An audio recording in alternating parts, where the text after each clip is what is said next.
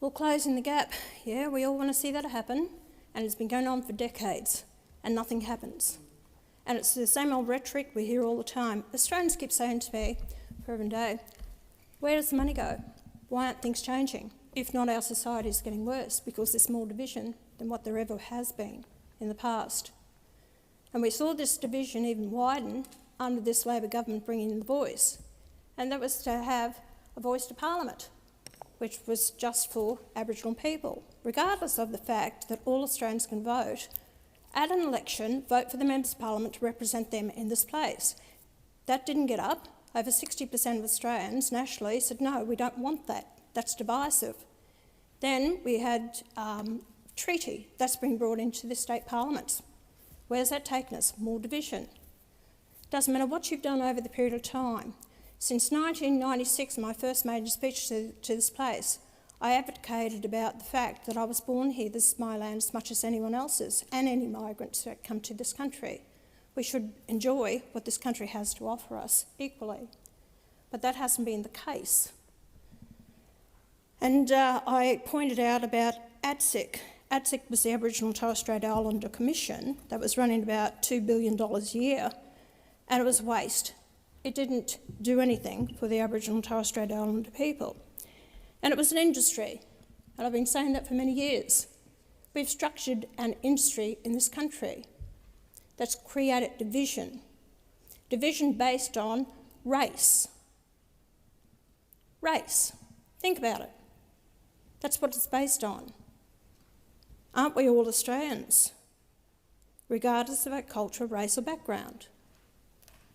But we don't see it that way, and the laws that have been structured in this place over the period of time, even under the Constitution, Section 5126, when it was changed in referendum in 1967, and it was basically to bring the Aboriginal people into the census and to count them in the census, but what it did was create more division, whereas the government could make specific laws for any race of people, for the Aboriginal and any race of people. Again, division. So it's in our Constitution, which gives the government rights to make special laws for any race.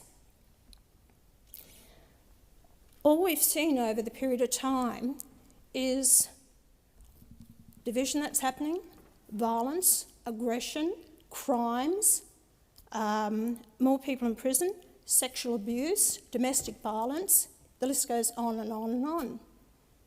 When is it ever going to stop? And Senator McKenzie made a point about the money that's thrown at this. It's estimated about $30 billion a year, possibly more, because you've got the states and you've got local government as well. This is all taxpayers' dollars. And the figures that we have is about 980,000 people claim to be Aboriginal.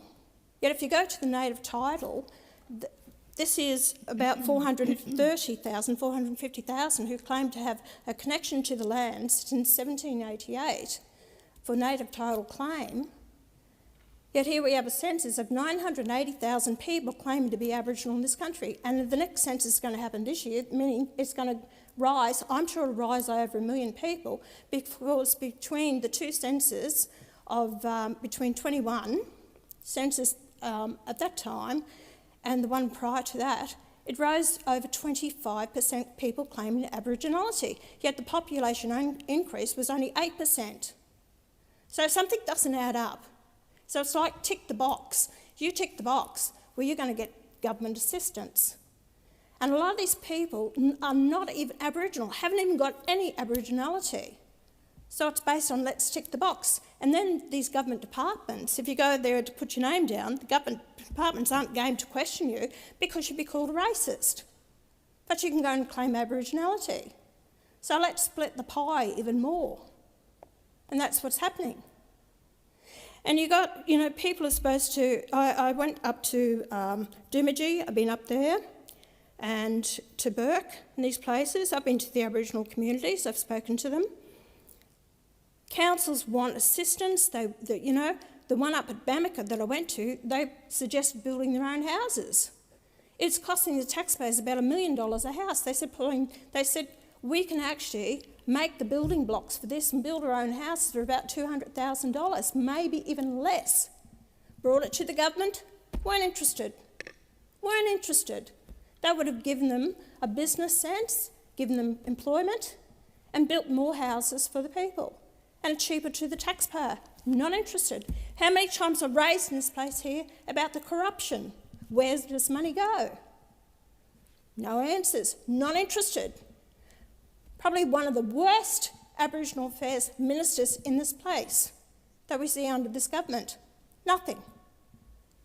Nothing's happening. And you wonder why. The same old rhetoric in this place, time and time and time again, and the Australian people have had a gutful of it.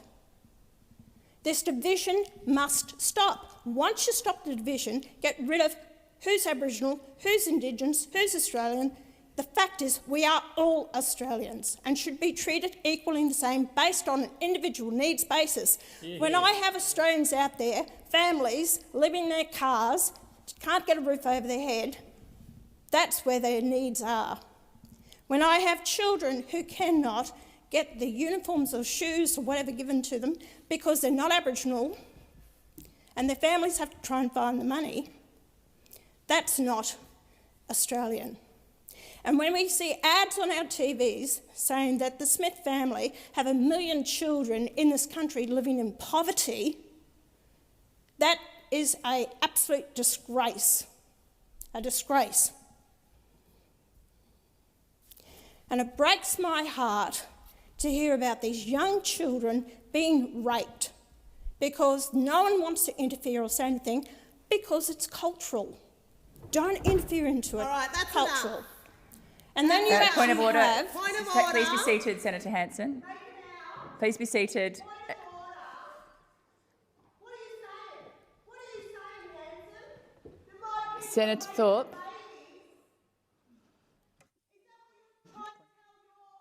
Senator Thorpe, can you please make a point of order? Is that what you're trying to tell your audience? Senator Thorpe. What an absolute disgrace. And the President should be in here to stop racism. Senator Thorpe, do you have a point of order? She needs to go. She needs to go. Senator Thorpe. Senator Thorpe, please take your seat. Senator Roberts. Madam Acting Deputy Chair, Acting Deputy President, when is it okay to have a conversation Senator between Roberts, two senators? do you have a point of order? Yes, I do. Point of order. Senator Thorpe's engaging in a conversation, a slanderous conversation with Senator Hanson. That's not a point of order. Withdraw.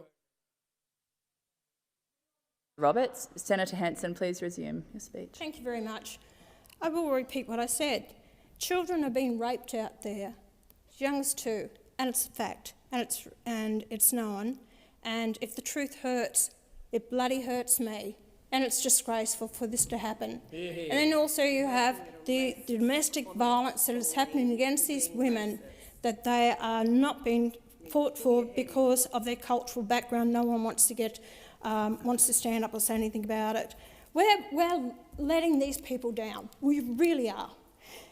And I have them come to my office there, and the native title claims over this land, 60% of our nation is under native title.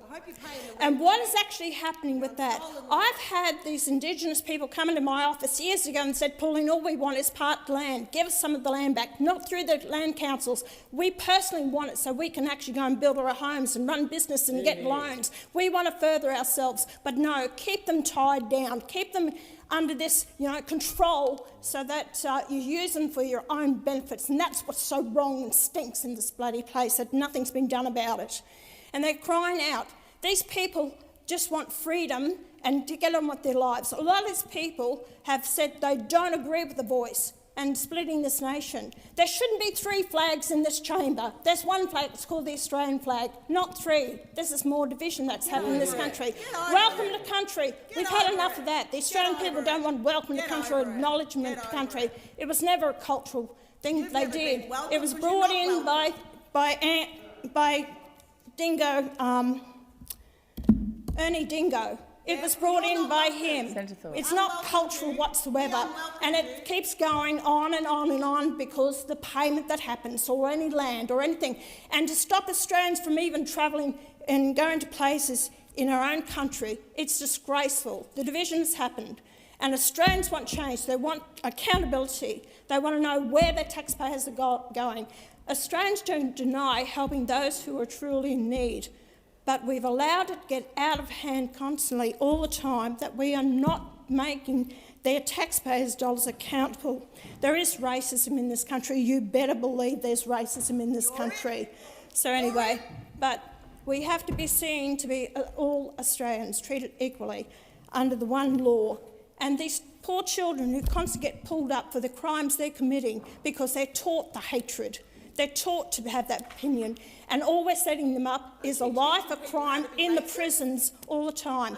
People don't go out there and get locked up because of their cultural background. They get locked up because they commit a crime against society, and that's why they end up in our prison system. So people have to take responsibility for their own actions and not just get off because they think they have